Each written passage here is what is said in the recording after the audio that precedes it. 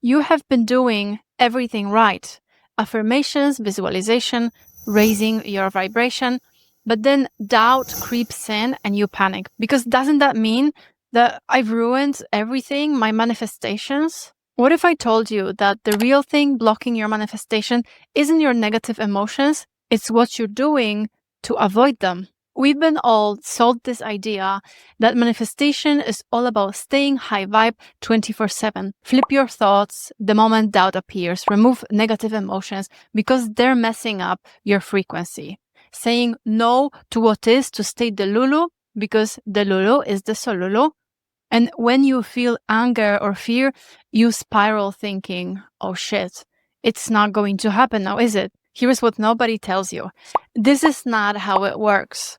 I've been in this space long enough and taken enough courses, coaching, and programs from other content creators in this space to see the big gap that manifestation teachings on YouTube and Reddit do not provide. How to actually expand your nervous system capacity so you can hold what you're calling in.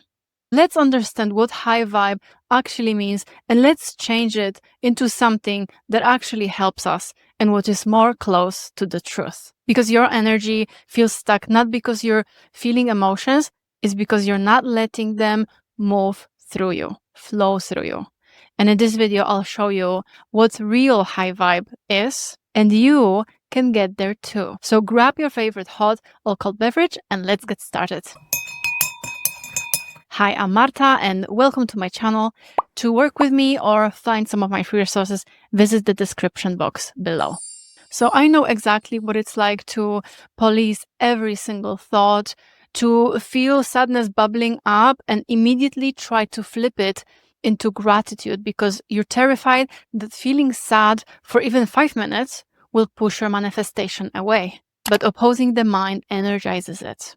You are exhausted from trying to be positive all the time. And honestly, your energy probably feels more stagnant than ever because you are holding everything in.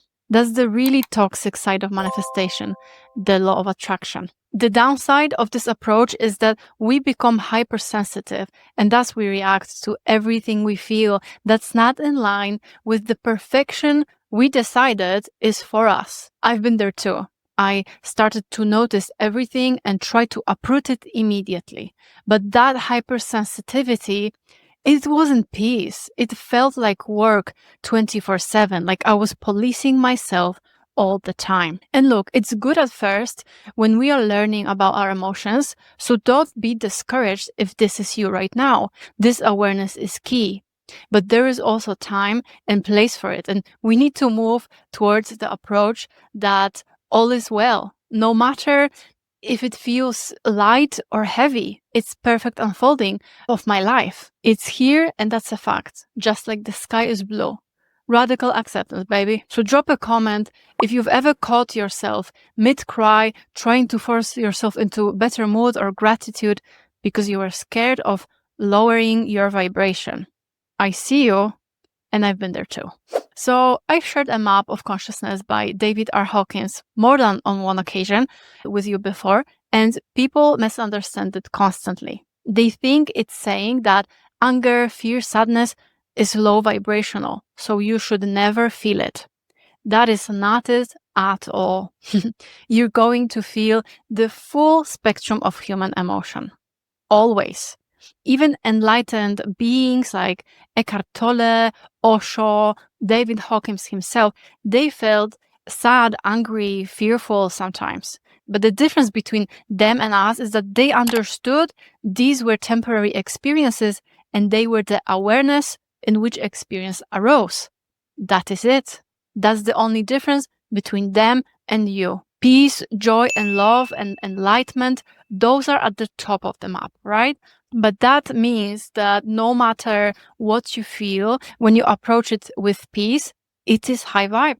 Nothing is low vibe unless you're not grounded in your true nature as awareness, unless you're letting these temporary emotions define your entire reality, unless you assign them a meaning. And this, of course, excludes moments of stress when you're in physical danger, which doesn't happen so often. The fear is here to protect us and make us move and save our lives. But this survival instinct creeps into territories in our lives where they don't belong, like writing emails, selling your products, giving a presentation or at work, or expressing what you feel to your partner. You are safe. It's just that the ego is a bit of a drama queen, and you can watch why it is so in this video here. So here is what nobody tells you in this space. Doubt is a completely natural part of this process. It's your nervous system trying to keep you safe. So think about it. You've been dwelling in your conditioning for how long? Years, decades, following what feels safe. And then suddenly you start doing affirmations, visualizations, scripting, feeding your subconscious with new information that you want to be more now. And your nervous system backlashes. It's a sign of protest from all these old parts of yourself that are screaming, wait, this is dangerous. And it's dangerous because it is unfamiliar. So your nervous system is suddenly thrown into something that feels like it could kill you. Not literally, but to the old identity, it is death. So it does what it can to stop you. So you have two choices in that moment. Choice number one is to come back to the old self who fits the old definition of safe and have a little bit of temporary peace. Or two, continue and let your nervous system expand, because it will over time as it gets used to the new situation. When you choose to continue an expansion, you're literally creating a new definition of safe. You're expanding your capacity to hold more than you have right now. Think of it like a container.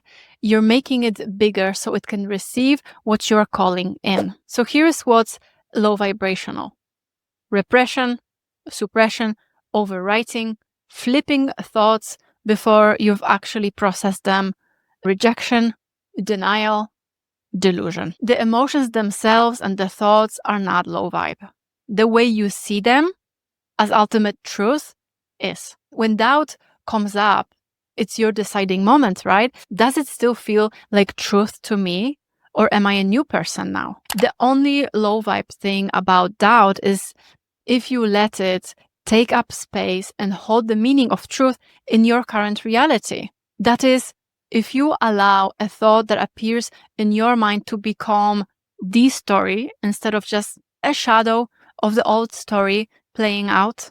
So whatever comes up, lean into it. Look at it like a detective, not an enemy. It's here, check.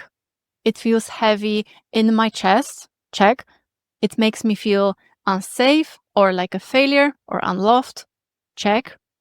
I am the awareness that experiences it and it doesn't define me. I am the I am, check. Understand that everything is meaningless unless you assign it a meaning. A thought appearing in your mind isn't doubtful or fearful unless you give it that power. And here is something that I find absolutely wild. Embracing a negative experience can actually be a positive experience. Have you ever had a breakup or felt sad and put on some sad, solemn music? Kind of became nice, wasn't it? That melancholic mood, when embraced, becomes a vibe in itself. It's almost pleasurable. Why? Because you leaned into it instead of trying to flip it or overwrite it with fake positivity. You met yourself where you were in that particular moment. Feeling what is here on a heavy day can feel impossible. I get it. But with the right tools, it can actually feel quite nice. You enter this place of unwavering acceptance where you're not at war with yourself anymore. My clients inside my program, Unwavering Manifestor, love this shift. When we learn the tools in emotional regulation, because it is a skill that we have to learn, nobody teaches us that. But once you have the tools, everything changes. You are not self-abandoning yourself anymore. So comment below if you're ready to start looking at your emotions with that curiosity instead of fear. This is the shift that you're making right now, and I believe you are ready. And if you comment that, I will share with you my free workbook From Stuck to Flow, and that will help you start this process without any commitments. So this whole journey manifestation, spiritual awakening. It's a stepping stone on a path to self-acceptance. It's not actually about the text from your ex or the zeros in your bank account. Those are lovely byproducts, sure, and they absolutely happen. But what it's really about is you coming back to yourself, remembering who you are, that you are the I am. It's this path of self-discovery that is so transformational forever, not just for this one thing that you want in this particular moment. It's about removing the noise and stopping believing in illusions, embracing the fact that you are the awareness in which all of this arises. This experience is for you, and all is well, always. And when you stop resisting what's here, you remove the blocks that were hiding the peace. The quiet joy appears. The birds sing to you, for you. Trees call to you. Strangers smile at you.